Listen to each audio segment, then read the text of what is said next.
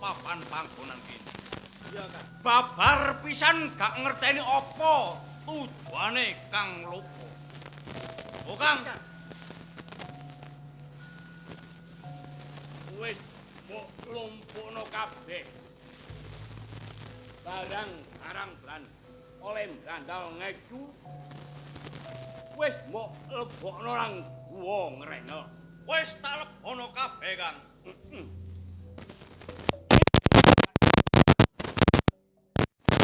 Barang-barang sakmono kae gak kanggo awake dhewe. Lho, iki ing karang Mas.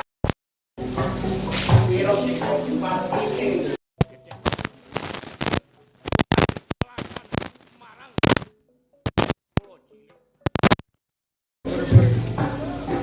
Gondong kok menawa ning botono.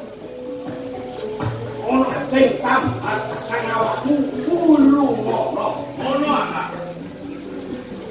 Ini. Yo, Bang. Mesti pan awake iki. Ora mung. Jika lanjut no, ayo ya, nang ngene. Utara. Ayo, baik karena berusuh. Harus apa sih kita beri kok? Aduh, lihat teman.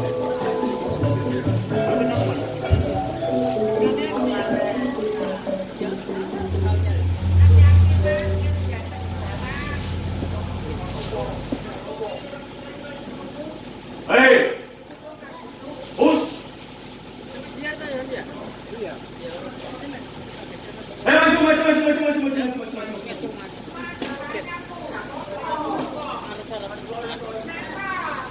maju. Ate nanti. Dengan ini kosong. Terserah Pak Arfi.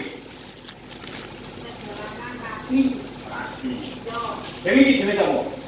Wahyu. Demi Hepeng. Kapan ngungkulmu? Iku. Mustaqim. Kabeh iki kate nanti. Pasar. Nang pasar. Oh, termasuk pedagang. Mapan kebenaran. Donya daganganmu kabeh kumpulno tak tebasi. Timbangannya ado nang pasar, kumpul tak tebasi. Iya tak tebas. Ayo kumpul. Ya, ayo kumpul.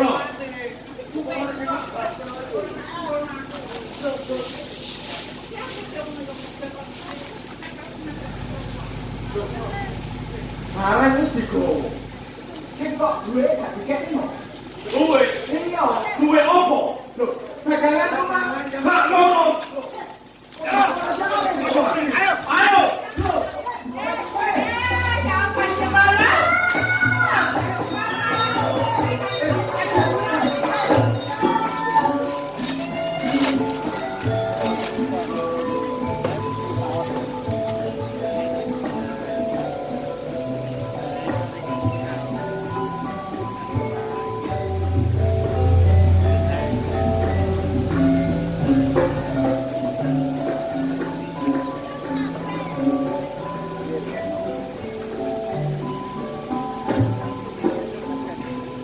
Enakan nggonku sampeyan dek karang tradisan Kelapa Tuban.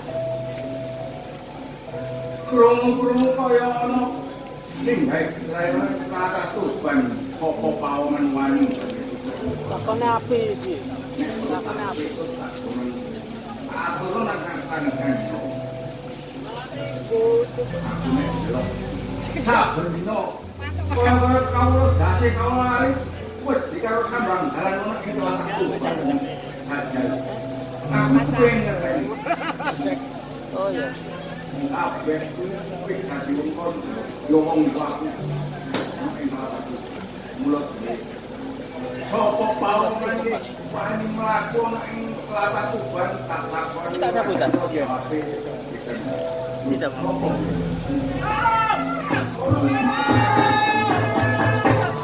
kita ya.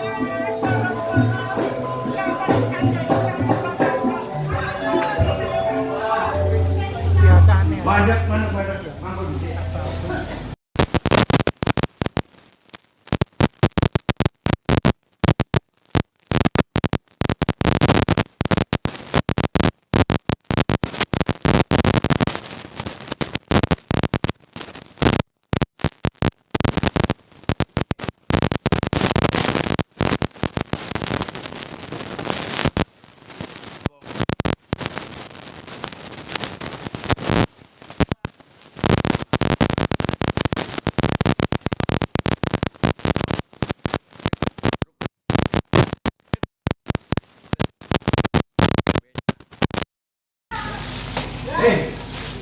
Ini ngopo? Kuwi mari-mari iki.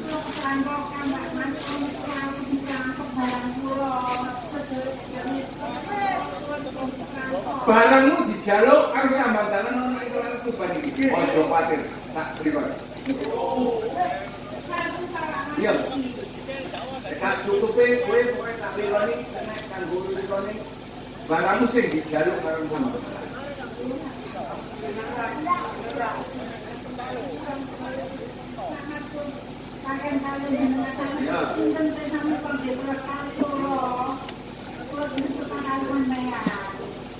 Jadi kowe kabeh nurut kita marang aku. Aku Raden Said putra Kadipatenku.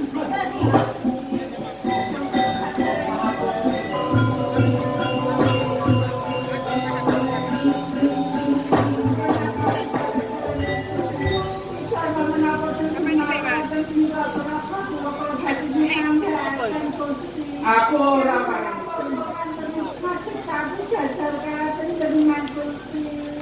Aku ora pareng didono marang sampean. Mula dina iki tak jaluk umpama kowe duweni gegayuhan dagang papan kene. Ojo nganti liwat dalan sing mbok liwati maneh.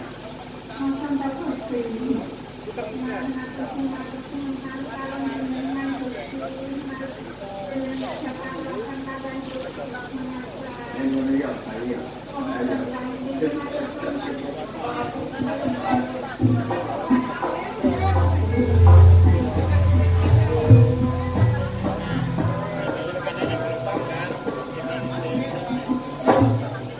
Kaya ora salah anggonku nyandra marang kawula alit kawula dadi ana ing Selatan Tuban. Yo kene para sambanggalan kabeh pawongan liwat ing dalan kene jegal ora kabar. Kamangka Kanjeng Rama umpama mudhun saka kursi Kanjeng Jampatena aku sing iso ganteni lumbane Kanjeng Rama. Mula iki kabeh para mantri bupati keloro Mancanegara arep ngene aku arep kira yen batu Kanjeng Rama ora ngerti yen kawula nyandang aku arep metu nang Kanjeng Rama kondo marang Kanjeng Rama yen kawula dadi Selatan Tuban nyandang Kanjeng Rama sakit ingkang sowan.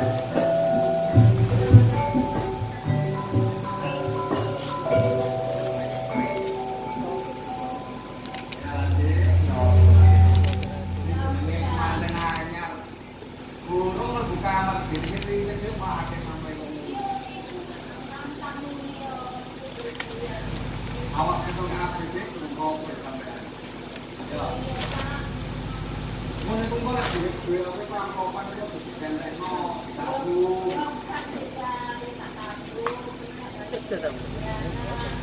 Nah, ngono tak sampe dulu langsung dulu. Tapi yo Pak kok kayak sampe kuwi Pak kok tapi yo gelap manten anyar. Wah. Videone gawe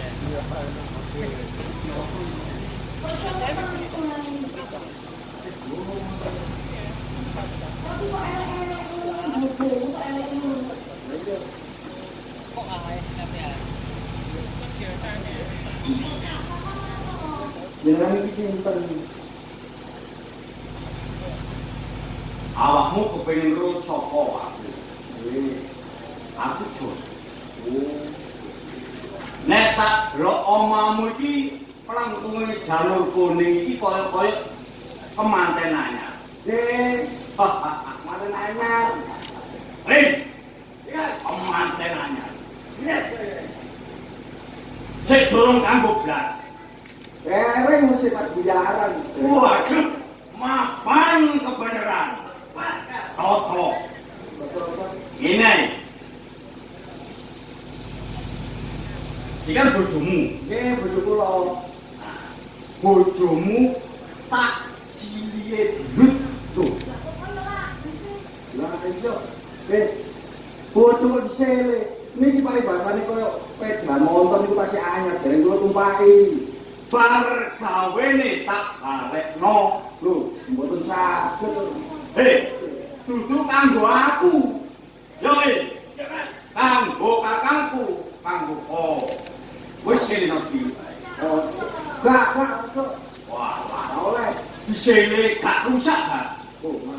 Sele no gak apa-apa. Loh, bener omong iki bener. Tak sedek apa wae. Oh, nek mari balek. Lah, bener iki omonge. Pon boten. Cepat, Boten. tak jeneng jilu ae. Boten mareng ngoten niku. Ah.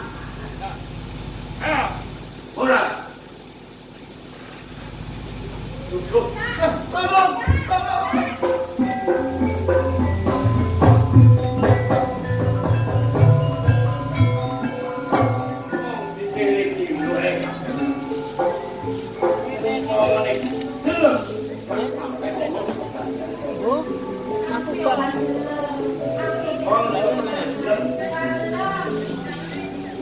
Enak loh, jalur apa tak urusi. Loh.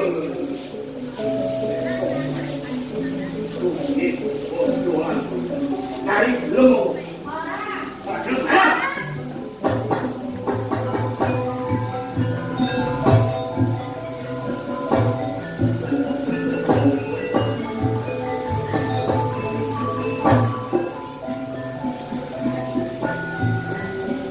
Jalan. Lagu kayak apa ya? Ini kertas nombor. Pancen bener. Jebule ana ing latah Tuhan ora kakaruan. Nyatan. Kaya-kaya aku iki krungu. Ana bocah wadon prakonso marang pawongan sing ora tanggung jawab. Jajan. Sopo bocah wadon sing prawoso nganti sambat sing mau. Tak beli.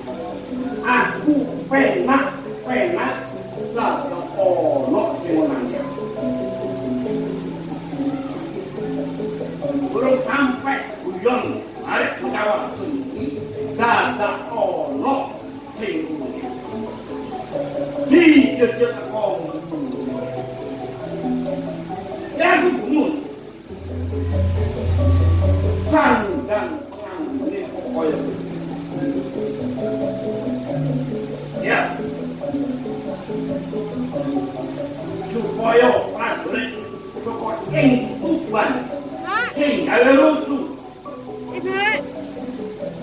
tak ngerti aku loko angkaran nandang kali kuntul balik dan iki ana mari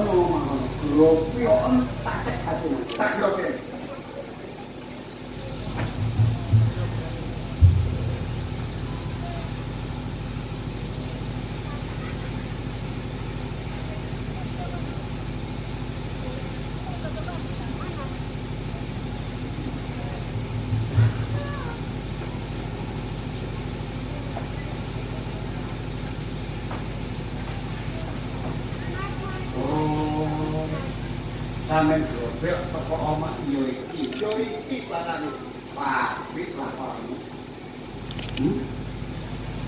wis omong nek malih berani ya tapi tunggalan iku sing dicolong bondo dunya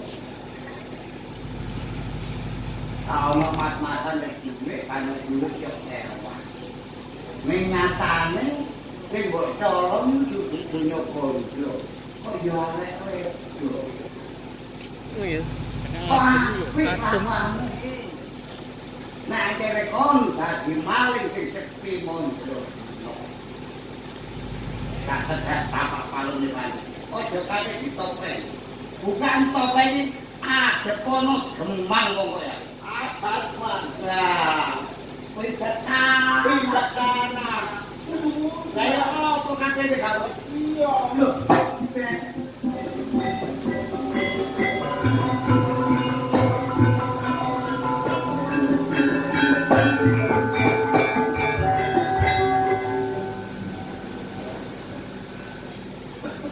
Dan ngapunten saderenge nek Demang kados kula niki pladut kalian jenengan. Kula kok ateges wantun mboten pladut mboten. Ning jenengan putra kadipaten. Nek jenengan pancen sampun remen utawi simak lari pundi ingkang ayu. Kula ragu lamaran. Nek jenengan mbon watu utawi isi.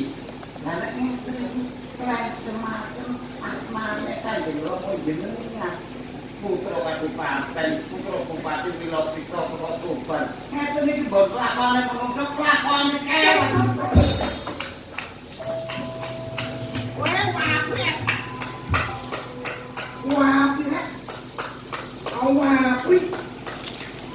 Api matamu. Lah iku wae golo-golo wong ditempel dadak opak. Dikon iku demak.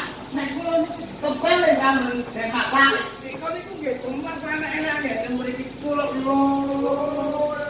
Untung konangan kula laren iki wae. Nggih. Demang loro kok kucul Pak.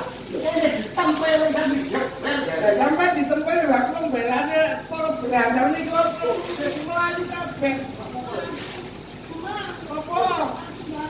Jaluk apa? Jaluk tambah. Jaluk apa? Oh, jaluk jalan iki. Mestilane kane wedok niki sing gak biyen niki. Bojone niki awakmu sing di omah iki. Berarti iki bojomu. Nggih. Lah bojomu mang kedadean apa kok nganti kok kopak-kopak. Kalau iki mau kemana nanya lah. Terus aku niku enten mau bekal diri kan Pak Mas. Bojoku badhe disele. Bojomu badhe badhe disele. Seleno. Kamu sak selek kira-kira diluk mulai. Yondo Pak Seleno. Baru ngoten kula sower diajar teng alas. Untung enten Pak Demang niki. Awakmu diajar go awak. Nggih. Karo wong sing pakane ireng-ireng. Nggih. Disono konangan karo Demang. Ditulung bicarane mang. Kene kepethuk aku. Alhamdulillah. Aku nyonyol ketemu. Pacane kepakane kok. Masalahnya sing tak depi cukup biasa. Sinten? Ya, perapatan Itu ben masake. Sing lakon kok ngoten iki putrane dadi Pak. Iya.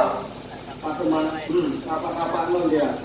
Kula tetep boten trimakno. Kula tetep nyuwun pengadilan Pak Demang. Awakmu ya apa senajan iku putra kadipaten. Awakmu tetep njaluk pengadilan. Nggih Pak Demang. Aja kuwatir lek tak sowan nang kadipaten tak suwun pengadilan. Matur suwun. Ayo Pak.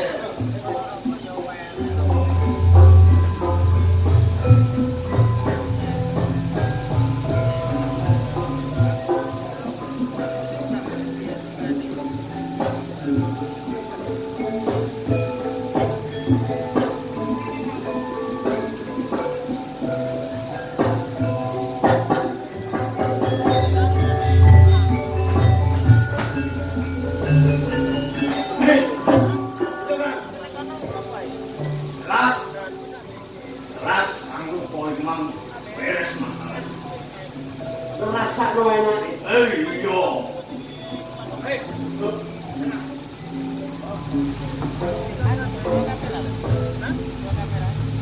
Enak anggo tunu bersapa pawongan sing mrawasa betawaton sing ora tahu. Jebule wis sak kloron ana ing papan. Yo, bener aku. Sopo kan dadi aran? Mai. Mai. Ojo kok terus-terusno kowe di perbuatan sing kaya ngono. Ngono tak pikut tak angasakno. Makasane kan jero tak gonan kadipaten Tuban. Aku gelem kok. Nek kowe iso ngetok, Tak gelem iki kowe.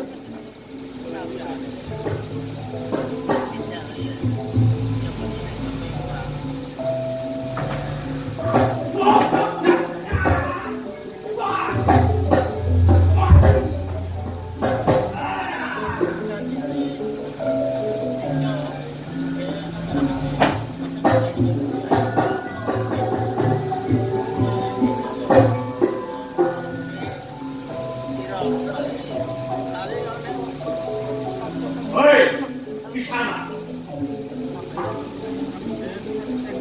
Untuk surat yang kemuyu. Mata ini kancaku, Silpuniman. Sopo kan? Said putra Kadipaten Tuban. Balik besok. Aku Joyo. Joyo. Siji apa kowe ora nrimakno yen kancamu tak tugel duwe-duwe. Kaping 3 aku melekak. Apa penggawamu wani gawe ontran-ontran ing tak Tuban. Wis pancen tak niati tak kajani. Merandal maling ora rata Tuban, oleh ora alas jatiwan. Joyo.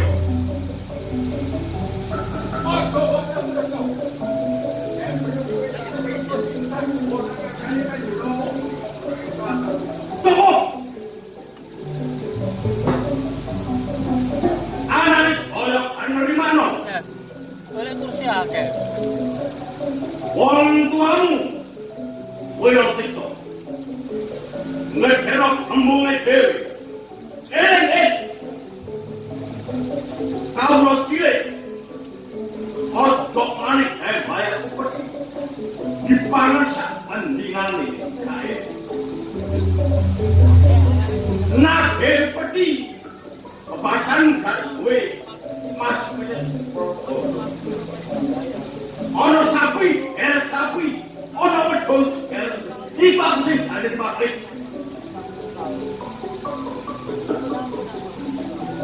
Iku kabeh kabeh wis dadi wewengkoning Kanjeng Rama ya Rama. Ning dina iki kabeh sapa sing gawe rusuh ana ing Tlatah Tuban nek perlu kaya Daya kuwi tak wekut tak gowo nang Kalau aku nang yen ora gelem oh tak sembadani ngamuk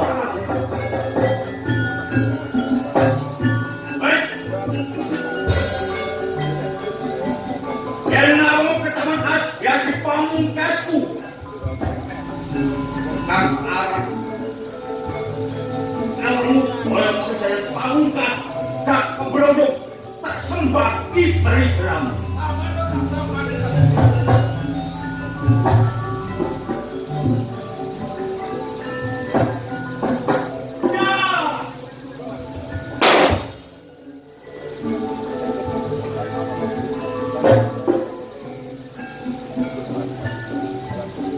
ojo dirang mulu sikil kok dudung sisik marah ilmu kok tamano nang jora dari saya bahasan kaya lamuk mentok di kopor ibarat petik arung di teng aku yen dapat nampani adi pamungkas ini sakit tuh gak jebak ojo bekerja semua ayo sudah kamu boleh percaya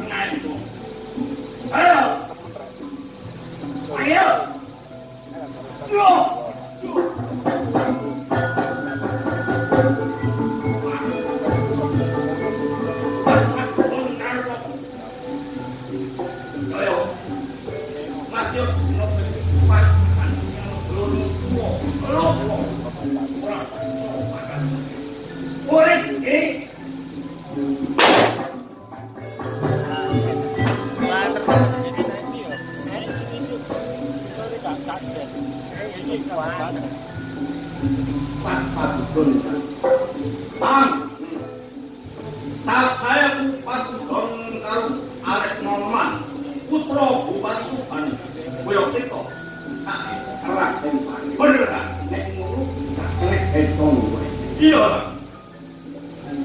Doyo anggaran lu kok duwe ati andung kono nunggal pawiki arah kamu marang-arah dari pun kakak harap riko kan ayo sumbarangmu ayo nyawit di awakmu anggarannya ya enggak sumbarangmu baik sae yang mau pendekar pemenang berbobotku kopelikan ayo mencoro papan bangunan ini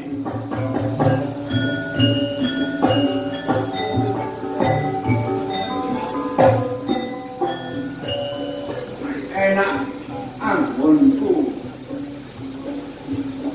ngomong sing tak jebule kowe wani nyumbang sapa Doyo wis temekane pati nganti wuyosan aku duwe tuwa aku loko wani nom Doyo jadi kowe loko nek ngono gendut-gendut marang Doyo ya baik nek kae ojo mbok batut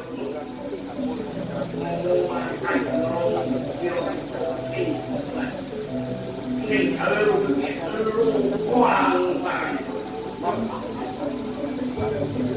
Yen kowe ra gelem bali ning Tuban, kowe bakal pemekar pati ning papan iki. Kowe aja kakeno. Yen kowe arep brandal arep ngeju lan sak tunggal nang Tlatah Tuban. matur karo Kanjeng Rama supaya sedaya ora iso matur.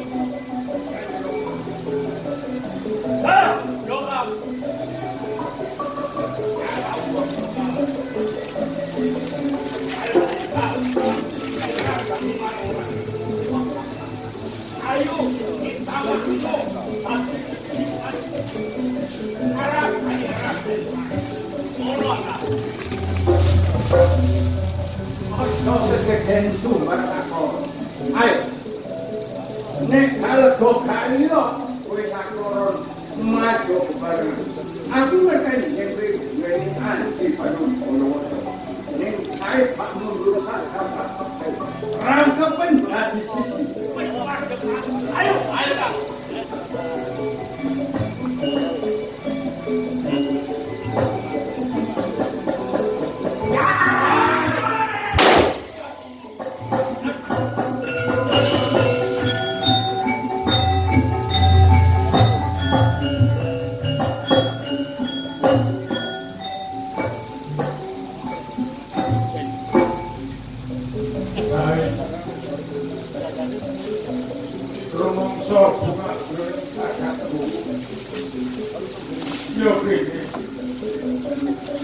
Kowe bisa nyuwakake luka lan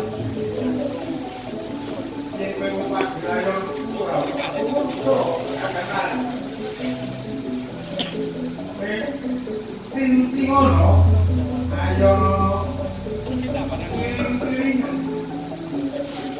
kemudian utang akan gimana kowe sedulung mana kowe cilik belum kowe terus sakit lupa Suro, Dilo, Joyo, Dikira, Tebur, Dikimpangas kabeh kau ditangkap yen menungso bakal wujud apa sing kaya mula yen kowe gelem aku titik-titik mana kowe lan sensi penengkang bisa seni kedua tampak bumi mewah angkoso kowe bakal kawane terkenal loko coy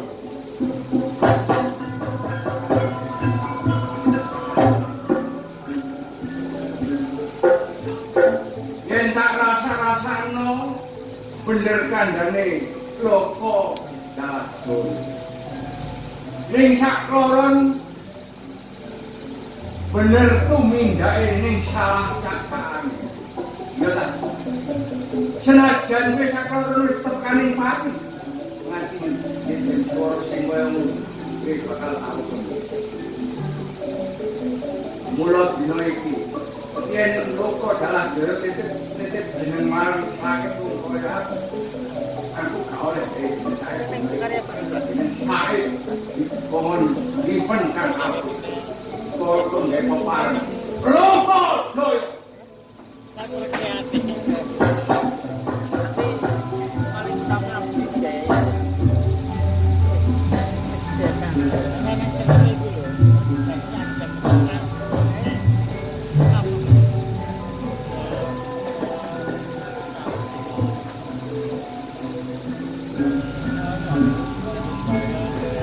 Kaos. Tak bayarin bulat dulu.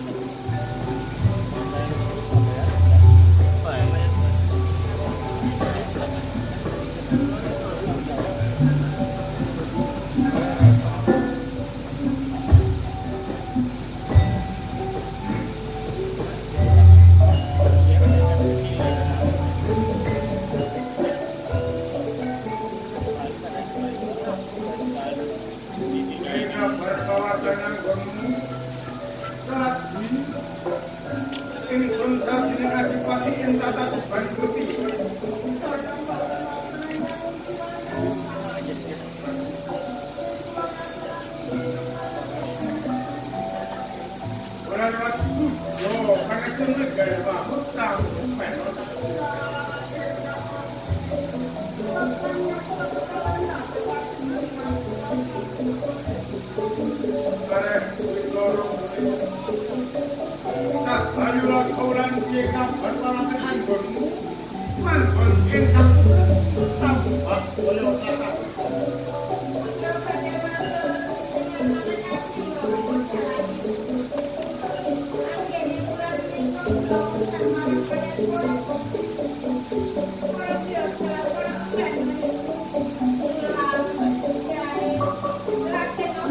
Pak tenan dari ning ngarepan ya.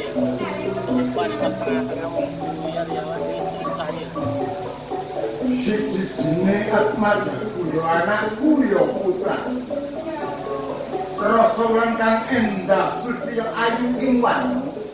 Kena kanggo renggane kaputren ing tatakuban agawe yo tulodo kang becik marang para wanita tombok menawa ana dedak ingkang dalayak kaman ing tatakuban najan to kowe widil wanita bisa ananggurane.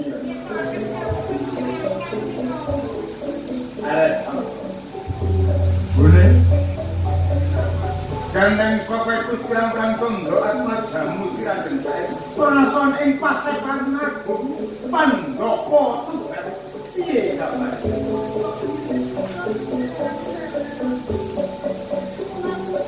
Ayo kita tetekane. Ngertenon bocah lanang sanadra kang utama tak kongkon olah kridaning peperangan. Kapenderan ngotak-atik otak-otak ing Tatakuban supaya rakyat Tuban katon tentrem kerta raya roh jinawe makmur lan sentosa. Besok yen ramene lengser saka dampar masedan Kau tadi ya. Kita wis gak. Mira kabar ora tunu kabar.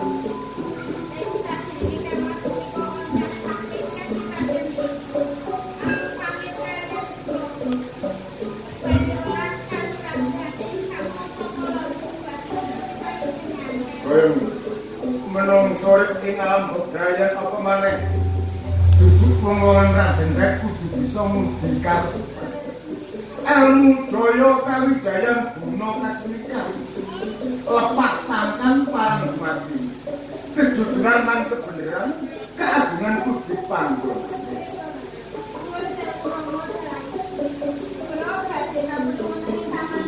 kaya menurut ayo tenang dulu. Wih, sapa munggah ing Pandhapa.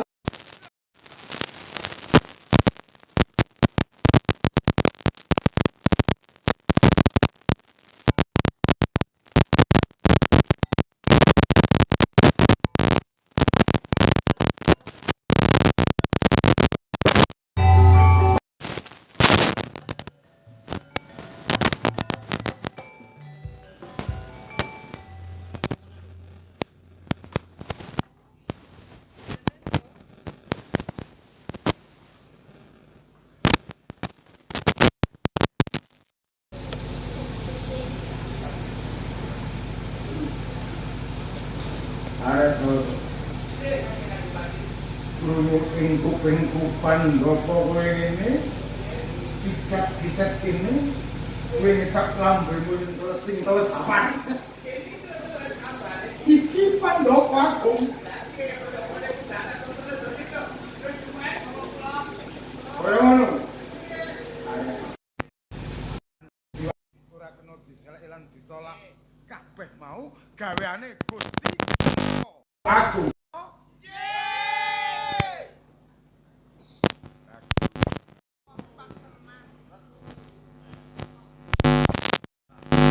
Kaya tanpa munggah kini sowanmu ana wigati apa?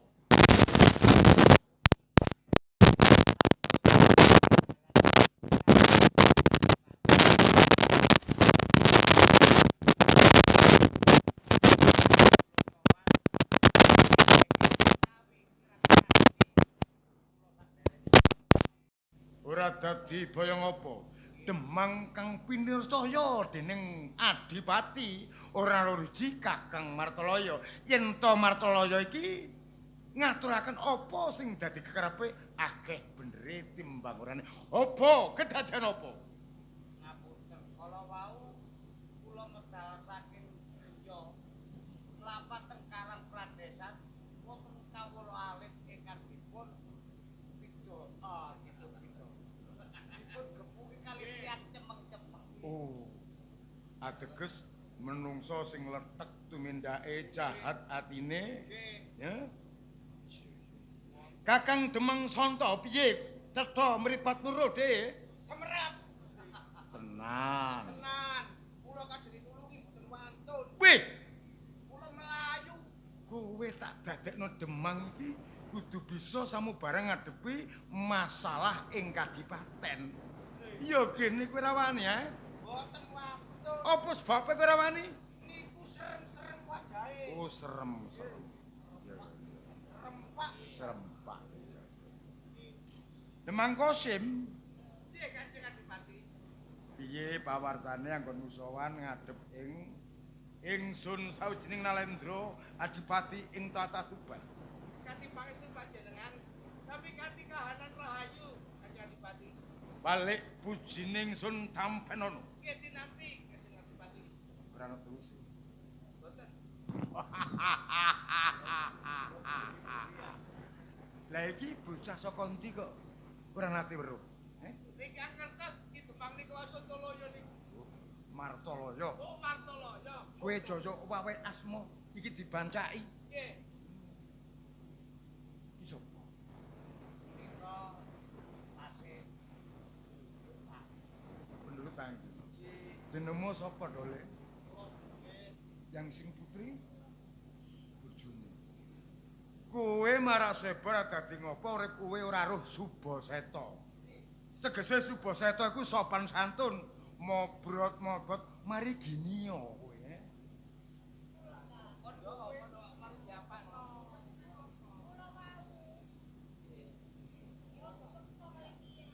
Diprawoso. Cara saiki diperkosa.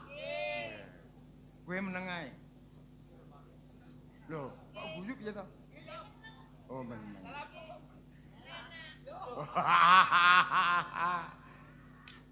Tole, kowe sawijining bojo kok ora sabelo piye to? Sampun kula bela, kula wajar niku wau. Tayel. Drosor. Rasa Sing drosor sapa? kula. Lele. Bebrahan wis suwe sik manten anyar. Manten anyar. Wis tau kok konggone? Derek. Durung tau numpaki. Kok ditumpaki liyan kowe olah? Isik prawan. Lapur-lapur paugeran iki ana sing tata. Heh? Aku gurung pinercaya. Heh? Kabeh mau ning gurung kasunyataan, gurung bisa percaya. Kakek. Coba tepate ing tabet. Nggih.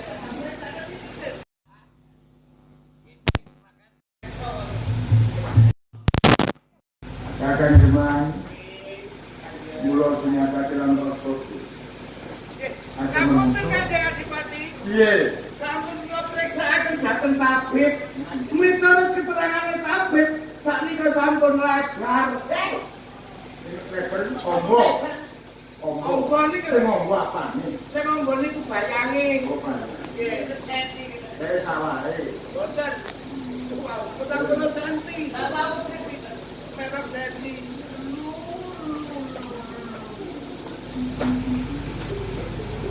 Le, mungkin sabar yo. Ya. Samu barang wis kekajian. Nanging aku ngeluruh.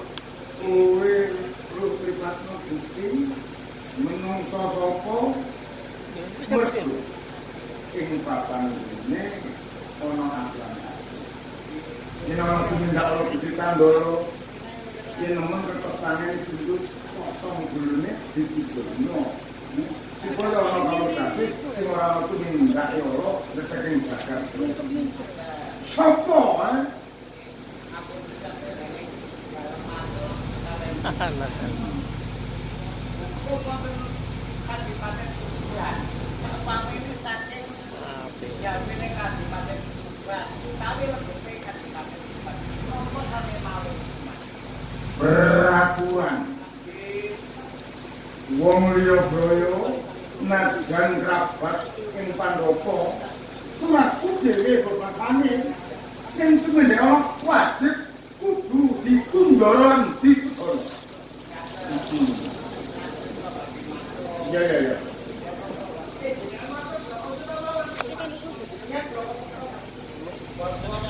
Kalikan kelapan Dinten Masak.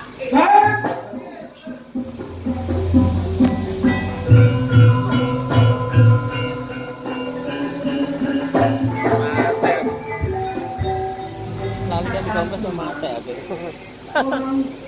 Aneh. Aku di sini ngono. Ali. Mari kena tak buka casing.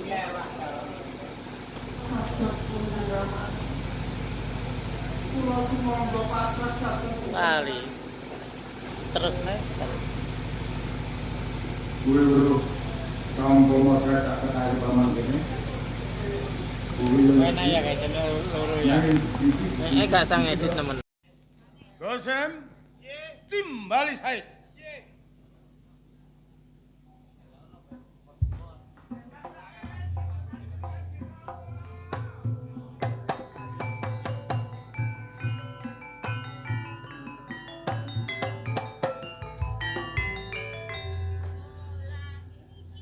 Iki bener.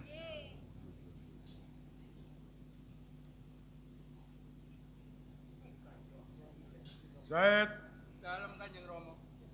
piye soanmu ning ngedep Rama? Sadereng kula ngaturaken sembah sugeng kula dhateng Kanjeng Rama. Ora liwat bojo pangestune Rama Tampenono. Sanget anggen kula nampi, kula damel jampi anggen kula gestang wonten alam Brayan. Bagus. Anggonmu ngayahi perintah Kanjeng Rama wis rampung. Sampun kula ayahi Kanjeng Rama. Tuntas. Sampun.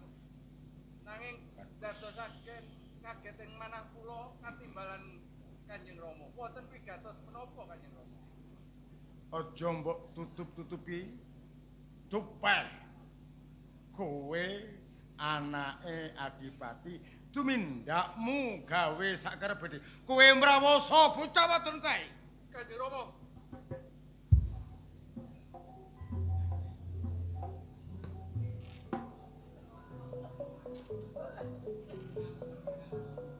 Kanjeng Ibu, Dole. Jane ibu ya ora percaya Dole yen kowe tumindak culika marang bocah Karang Pradesan kuwi. Ning kabeh mau eneng bukti. Eneng saksi. Kowe salah ati kaya ngapa Dole? Ibu ora sabela karo kowe. Ibu ora bisa sabela. Kanjeng Ibu, saged saderengipun kula nyuwun pangapunten dhateng Kanjeng Ibu. Saged Menapa pantes menawi kula gadah tumindak kados mekaten? jane bener kowe matur nyang ibu kaya ngono Dole. Jane ora pantes. Ning kenyataane eneng Dole. Ibu ora bisa sabela kowe.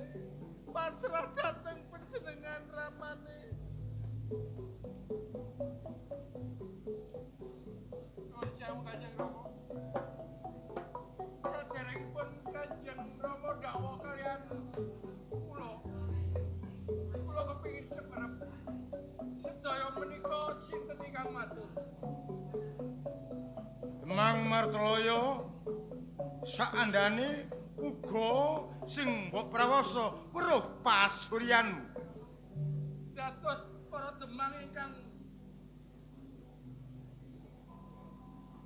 nyemerepi kedadosan mekaten lapor sekalian Kanjeng Rama. Nggih.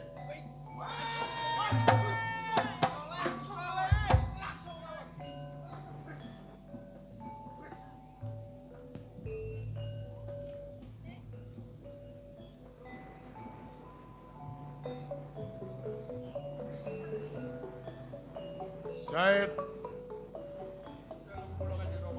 pedhang pangwasa ing Kadipaten Tuban Wila Dikta Ramamu yen tumindakmu kaya ngono kowe ora duweni paugeran Suba Seta mula siji loro badene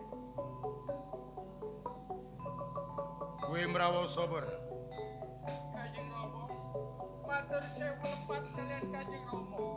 Menawi kula gadah matur kados penganten. Menapa pantes menawi kula nglesemaken asmanipun Kanjeng Rama. lamis ing samudanamu kowe aja nglesemake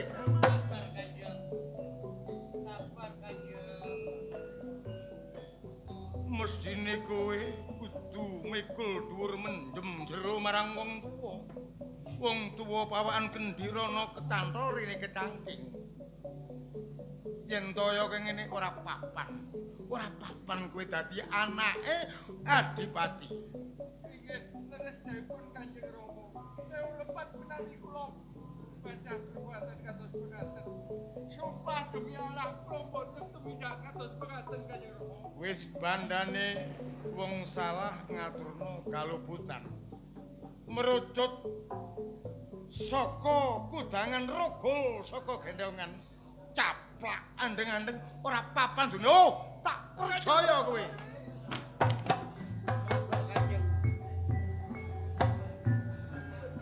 Menika putra piyambak Kanjeng Sabak. Panjenengan warangkaken Kanjeng.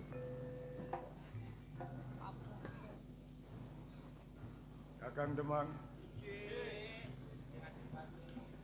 Para kawula cilik ora kena bali ing desa. Tak wenehi pahargyan utawa hadiah. Tak penakake uripe, tak junjung derajate. Gawa kepunguran dadekno juru taman. Tambahe pangestu Kanjeng. Ayo ning tak tuntuno nggonmu guru taman.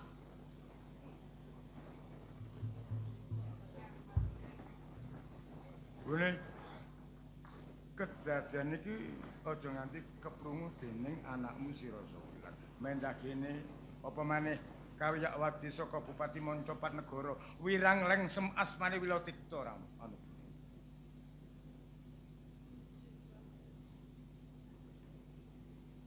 Mula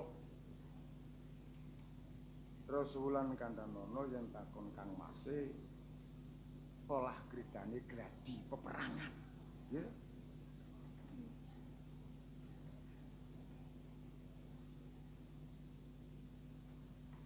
Wonten menapa Kanjeng Ibu? Panjenengan menika kados kok muwuh. Napa wulan menika nakal? Yen perkawis wulan mboten nakal mestinipun panjenengan menika mboten muwuh. Jane ibu ora tegel rasa wulan. Loh. Kok malah banter ki pripun jenengan? Ndak jarwani yogen. Kang Mas Muradin saya dina samangko katundung saka Kadipaten Den. Duwening luput gara-gara ramamu. Hepatipun napa? Kang Mas Muradin saya merakosa bocah karang pradesan. Boten mungkin. Kula sumerep watak wantunipun kadang sepuh kula. Boten gadhahi tumindak culika ing budi Ibu. Ibu ya ora percaya gen. Ning kabeh iki mau eneng buktine. Ibu ora bisa sabela Kang Masmu ning kabeh katundung dening ramamu, Dol. Menika napa nggih leres Rama?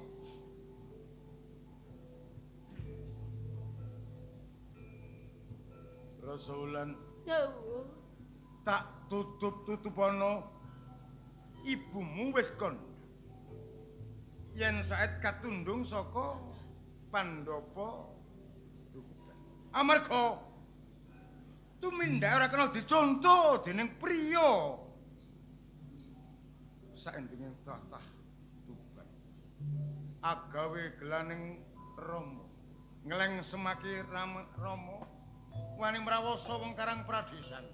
Mendah gene keprungu Bupati Mancapat Negara isin lan wirang Rasulullah. Kula menika mboten percaya.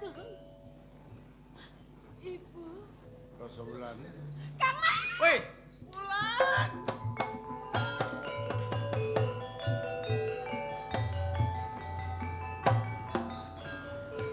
Putih Ramane.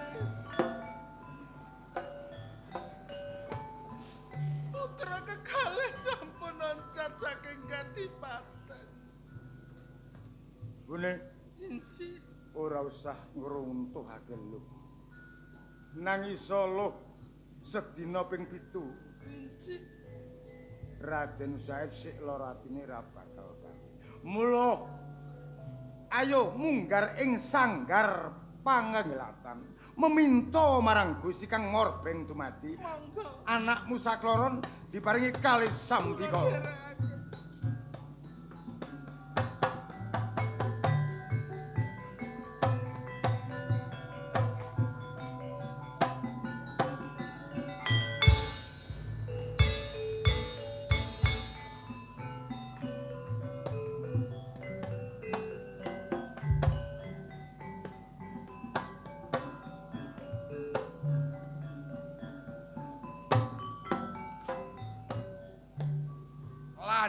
Landhepe cangkeme para Demang ana ngarsane Kanjeng Rama. Nganti Kanjeng Rama ndakwa marang Said mrawasa dening bocah wadon Karang Pradesan. Iki yen ora landhep cangkeme para Demang ora daden sing koyo ngene. Mestine yen ning kundur ana ing Kadipaten iki goleki marang aku. Apa ya ora kamang karo aku to, Kang Mas? Dimas, Rasa Wulan. Piye? Aku tresna marang kadangku bocah sing ayu dhewe. Ning kasunyatane malah ditinggal maneh. Kowe ngerti? Aku wis oncat teko Kadipaten Tuban. Wis ora diakoni karo Njeng Rama anak. Amarga Rama mituda panjenengan ki mrakosa bocah saka desa. Iku kandhane sapa? Pek pinek barang liyan Ora. kok ing budi. Ora. Njur kok Rama ki malah percaya karo para Demang njur panjenengane ki ditundung saka Kadipaten iki piye? Landhep-landhepe cangkeme para Demang nok ngarsane Kanjeng Rama. Kandha yen aku mrawasa dening bocah wadon Karang Pradesan. Nganti Kanjeng Rama tega mentala marang Kang Masmu oncat saka Kadipaten Tuban. Paring paukuman sing Iya. ngono. Yen ngono, wulan iki duweni panemu. Yo napa? Ing umpama wulan iki duweni kaluputan. Ya. Njur matur marang Kanjeng Rama dalake ibu mesti Rama ora percaya aku ditundung. Padha. Yen ngono aku nderek panjenengan ya Kang Mas. Aja Dimas. Lho kok aja? Kowe bocah wadon sing ayu. Yen kowe nututi marang kadangmu, kowe didelok karo kawula dasih. Lho, kae. Rasa Wulan putra Kadipaten Tuban. Ngayah nyunyah nek engkal. Yo carane nylamur laku. Iya.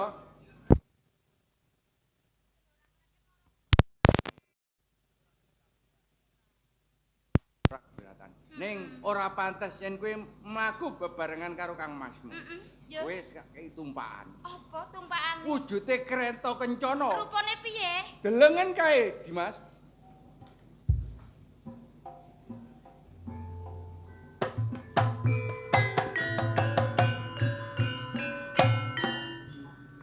Ngerti tresnamu gedhe marang aku, Kang Mas. Mbok bojo alus, mbok jala sutra aku. Ning ngertenono, aku tetep nderek kowe.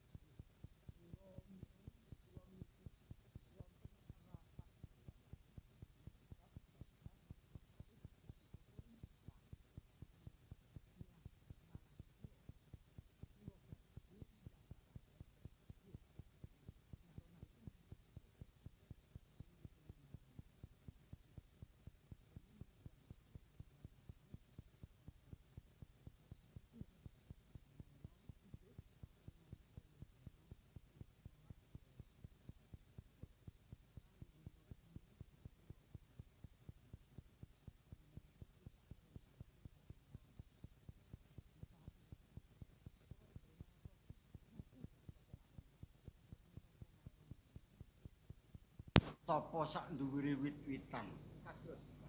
Aja pisan-pisan batal tapamu yen durung aku sing mbadharake tapamu. Bijang menapa kula bidal Bapak Kanjeng Sunan Bonang? Budhal dina iki nggih. Tambahi pangestu. Assalamualaikum. Waalaikumsalam.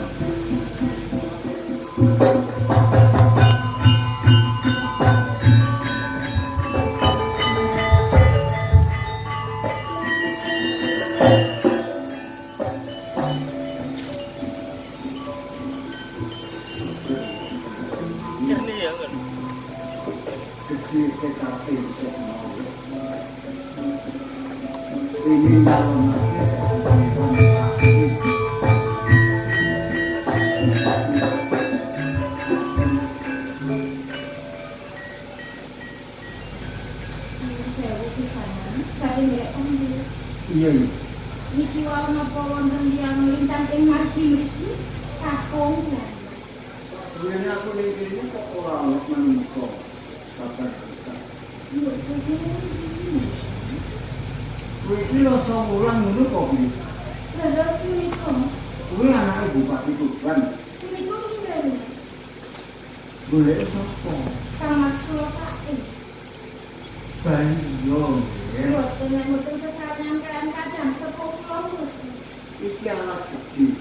Gawat liwat yen kuwi baras ini iso uga dimongso kewan darat. Mboten dados ngoten. Kuwi tak kepengin golek ikan mas ini sate. Kepengin sami. Nyuwun sewu. Iya, kok sing kanggo sumber kalian iki. Aku maklum Ibrahim Sunan Bonang. Panjenengan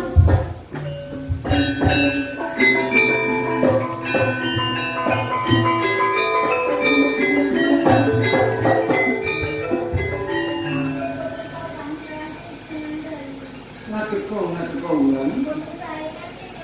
Ora apa-apa aku sing ngumpul.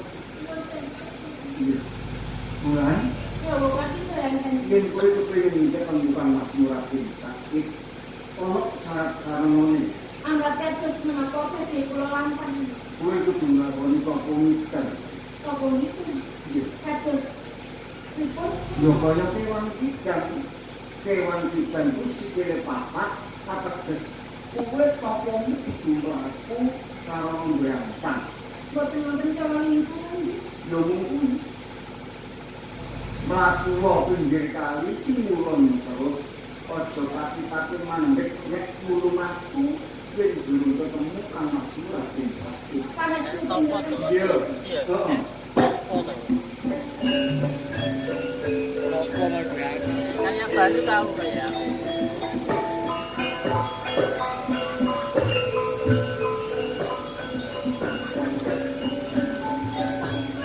Desa madeso, gunung magunung.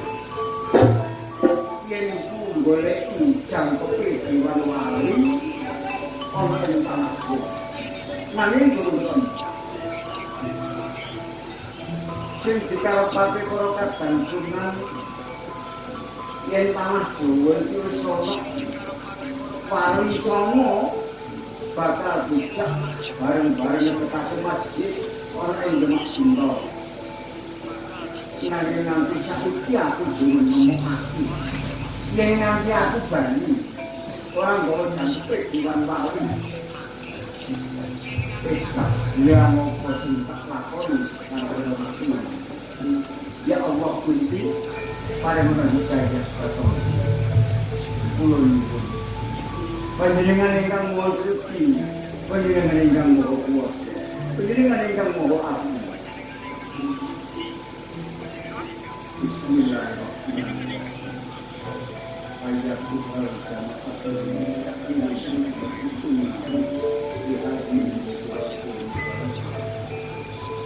pihak anbiya ilahi ta'ala wa awliya itu wa pihak wali itu ij'al kalimah saniyah wa awli masyidah wa kuni minna wa amitun wa aynun bil umur buliyah wa judiyah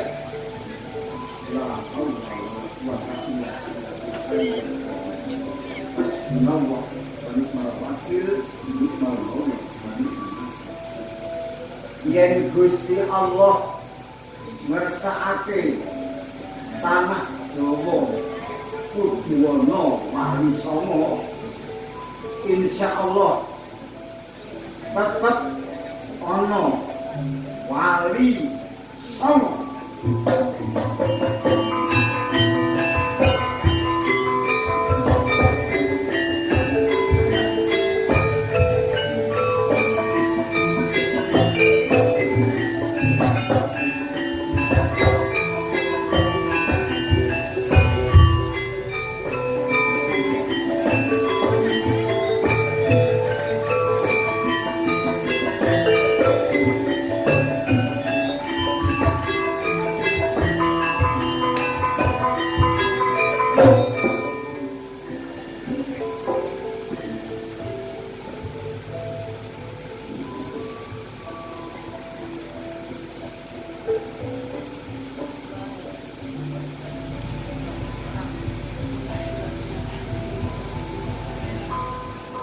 Seger banget rasane ya Allah. Sampun awak sapa langsung. Yen ngono berkata terus ya.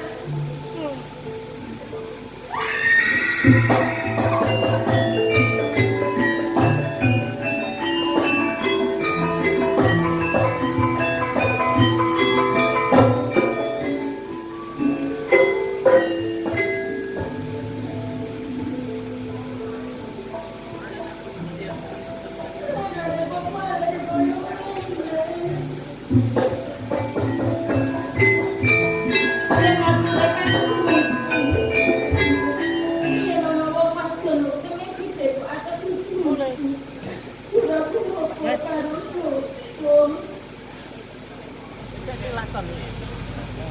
Enggak mau mana ini. Ora nyuwun. Manuver. Pak dulu saka aku. Kuwi pertawon-tawon kamis ning papan iki.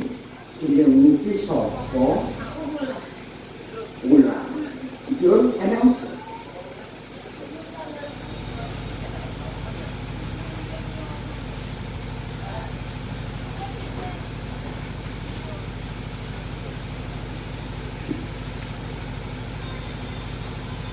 Kowe tak jiwan yo pisan.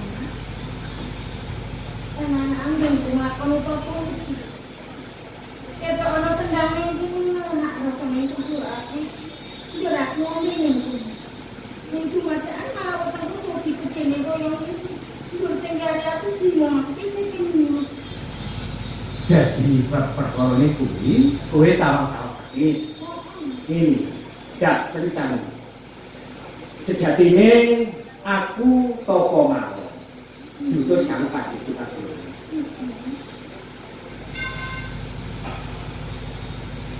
Dur, aku gak sengaja nyawang saklebatane ayune pasuyan. Aku duwe rasa tresna karo kowe. Dur, aku netesake Komo Tirta Danu kang tumugro sakjroning sinamane. Dan kowe pancen ngombe banyu. Nek sedang kene ateges si jabang bayi yo tuasku, yo anakku rasa.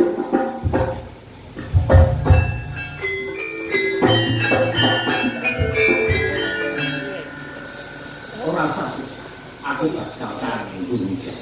Contoh, cepet subscribe berapa? 1000 lho, Bu. Sendelo nek jadi kae rasa. Gila, karena jam tayang ta ya?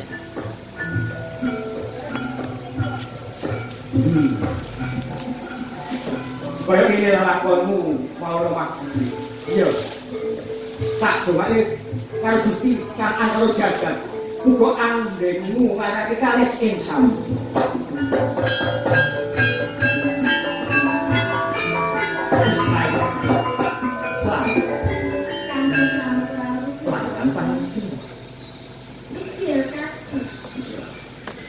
Iki kudu diisin. Nek kowe didelok toko ngidang. Aku toko ngalong. Sineksana terpater bumi mewah angkasa supet kegodongan. Mula bocah bagus iki gak oleh asma Idang Kelantas. Idang Kelantas.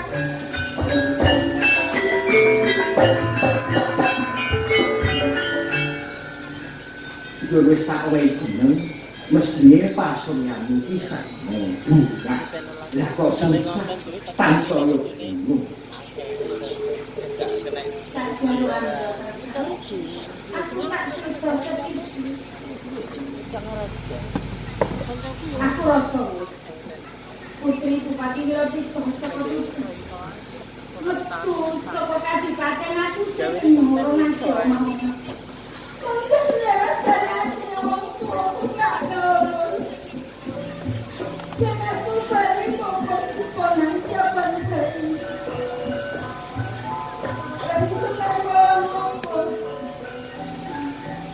Putrane Bupati Jaya mau menunggu sekolah jaman bayi. Kerja marang aku, Bapak. Pagi. Sing gede aku ramu karo aku. Kudu ora tresno karo sing disangkang ora. Tresno banget kuwi. Aja kaya ngono. Neng. Aku tak. Loh.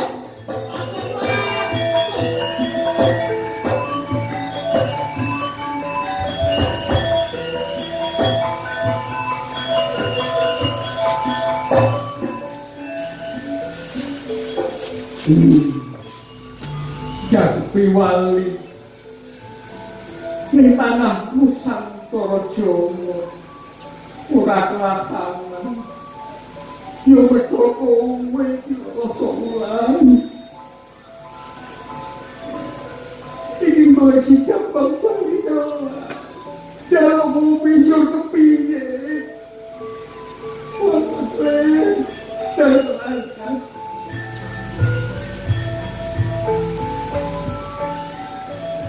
Kanjeng Sunapun kula nyuwun pangapunten anggene kula mboten saged lampahi perintah panjenengan. Bapak Kanjeng Sunapun kula wae kasowan.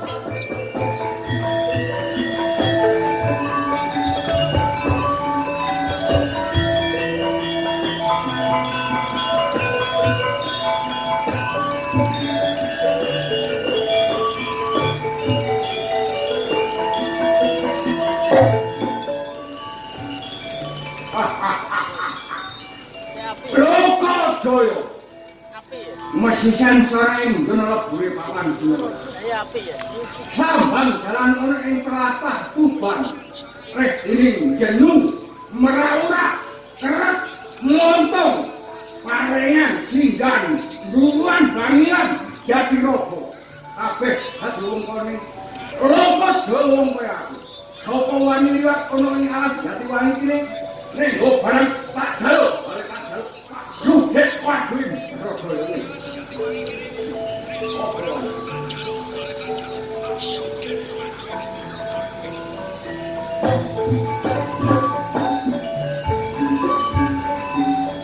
Oh, stop. Mandek. Nang alas menungsani bisa. Aku Lokajaya. On wani mlebu ning Jatiwangi tlatah Tuban. Wong kowe. On barang tak mungke bisa sampai ndukur barangmu sing koyo emas tak jaluk jenenge. Kowe iki begal. Begal. Jaluk emas ning sepitik monggo. Gawe barang kinap dadi wong sugih. Nek gak tak wene. Tak buget padamu. Timbangannya aku berpakaianmu, gue tak wene emas, nanti masuk itu sedikit, tak wene emas yang luwe akeh. Tadi, sawangan buku reketan itu loh mas. Loh, emas, tambah, tak gue.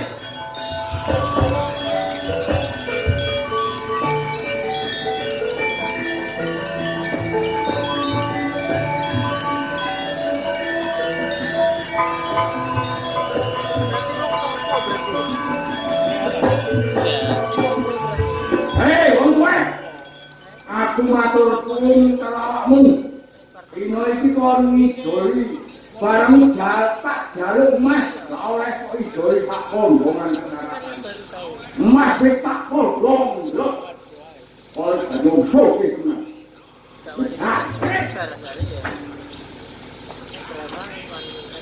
Hei! Ono jek pamit surah. Ono Mas tak bolong kesaratan gak boleh karu-karuan barang. Siap. Mas kaken. Lho. Opo? Ning mau nyatane ketoke. Ketoke Mas. Kowe mau maca bismillah apa ora? Ora. Yo kuwi ngono kuwi menungso. Wong masyarakat ngempok, masyarakat ngepek, masyarakat mondong. Maca bismillahirrahmanirrahim kok ora menungso kaya kuwi. Tapi nek tak rasa-rasano ono ngomong jare Mas boleh tak joko. Adik pamit surat ngarepe kok jero koyo aku. Apa sing tak joko lho? Mau ketoke Mas. Iya. Kok cukup wujuding bodong kelas. Sing nomor 2, Bos. Bodong bubus. Sing nomor 3, Kurang kae. kurang kasih. Ojo gelatimu. Telu-telune wujud iki hatimu ngandani atimu. Iki mung tembung sanepan. Ketoke Mas kok sithik wujuding bodong bubus. Mestinya kowe iki arep nyambut gawe apa-apa dibungkus dhisik salah karo bener elek apa apik. Nomor 2 ketoke Mas kok dibungkus apa bungkus. Nek mari kok laras bungkus. Ini bungkus. Iya aku nyambut gawe kok nyolong wae wong. Aku nyambut gawe kok mikir. Nek aku dijiluk wong loro yo dijiluk wong. Nek dinamuk ibu karo wong atimu krasa loro yo aja mikir wong. Nek wis mupus ya nomor 3 polang kali. Polang kali kuwi wayare. Yo nang ngiling, yo nang weren, nek ninggal eling karo Gusti Allah. Wong iki bakal mati, lanang wedok larap sithik. Elek kabeh bakal diparing pati. Mula sing tak jaluk ya nang eling nang Gusti Allah, nang tobat Gusti Allah, jaluk kesepuluhan Gusti Allah, pungkang dulu kebersihan, pungkang pati. Wong kowe ojo nyotot ngarepmu. Aku kepengin ngerti kon guru nek aku sambang jalan Loka Jaya nyocok karepe Loka kowe. Kowe iki Loka Jaya. Loka Jaya. Kowe raden sakit anake Bupati Tuban.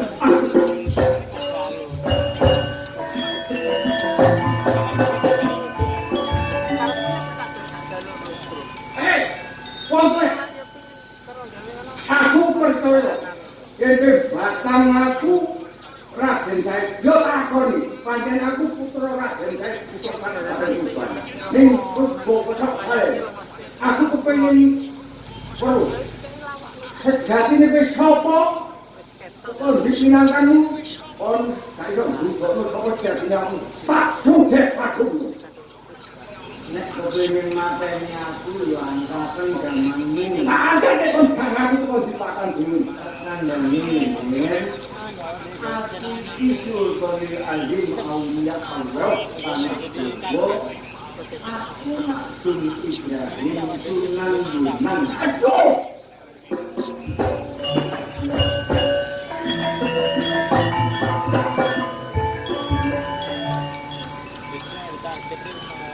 Ora usah nangis.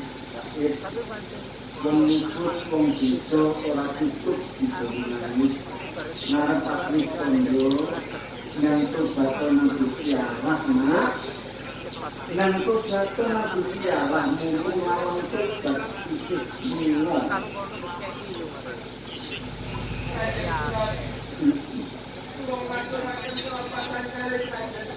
Jawa sak sepuluh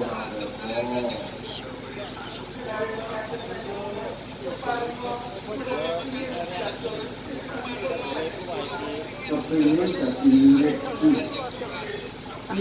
ini yang kepingin jadi sesuatu gue tak pengen gitu katakan pun yang tinggi kaki tahun lalu ini ojo pati-pati dari yang pusing gak ada berkopomu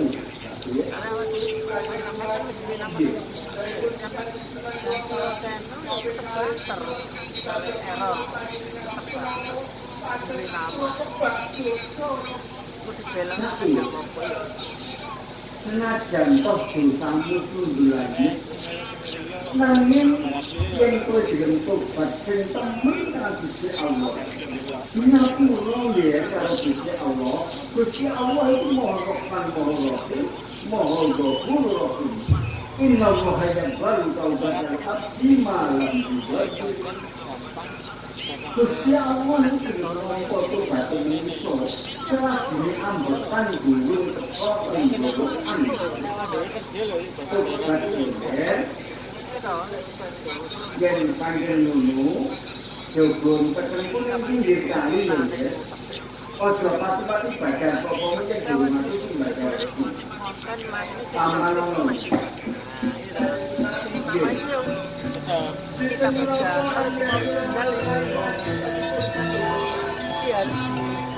mumpung guru kedisian sing sing bagas koro ing jagat kulon moro gagri ditindakake ya jaluk sepura Gusti Allah ya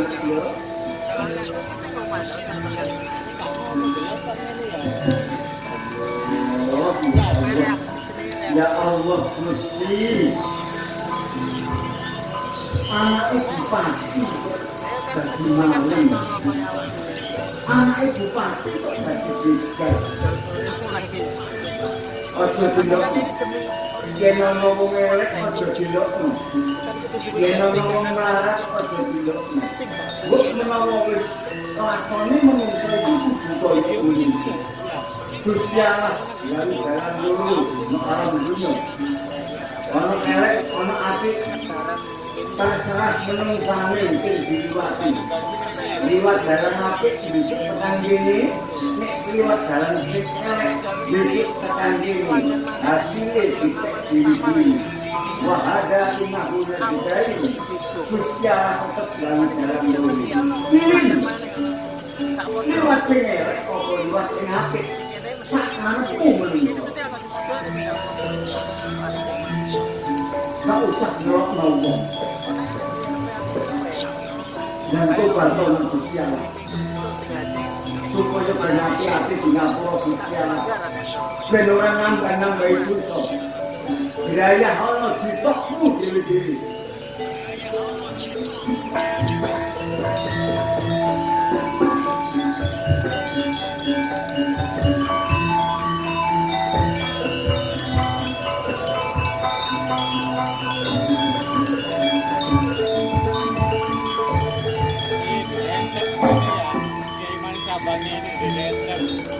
kalau mongso isin sak suriati isine wis satu jajar karo bapa Kanjeng Sunan Bonang lho ngomong piye lencol telu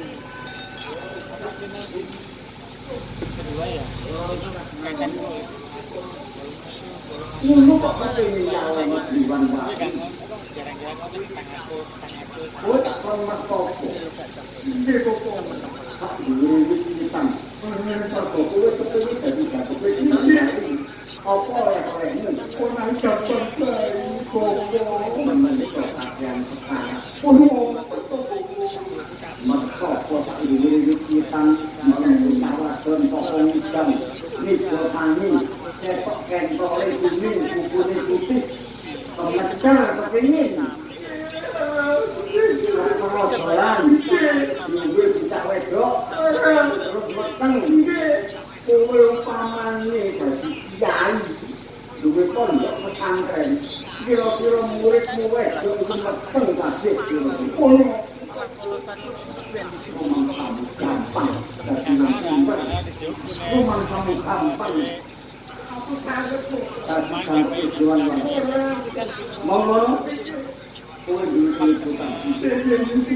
Kowe kok bakal nang Gusti Allah pilih nang pesen.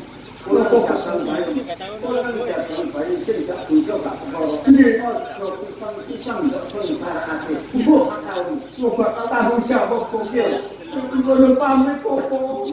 Tobat. Waalaikumsalam.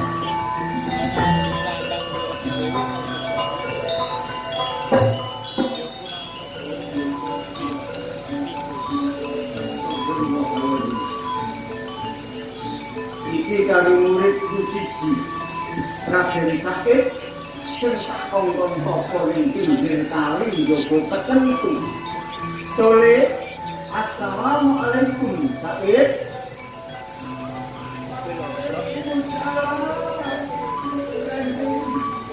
Kowe tak keparengake Bro Said. Ya Allah. Melaku rene gak kuat. Ya, sunat marang Gusti Allah muga-muga diparingi kekuatan dari Gusti Allah. Bismillahirrahmanirrahim. La haula wala quwwata illa billah. Allahu la ilaha illallah samawati wal ardh.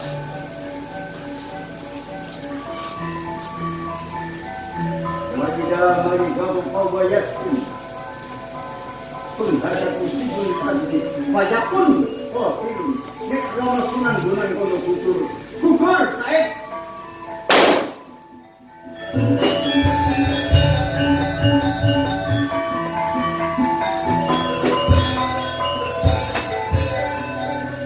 Alhamdulillahirabbil alamin. Kalau tak cabut aja. Turun.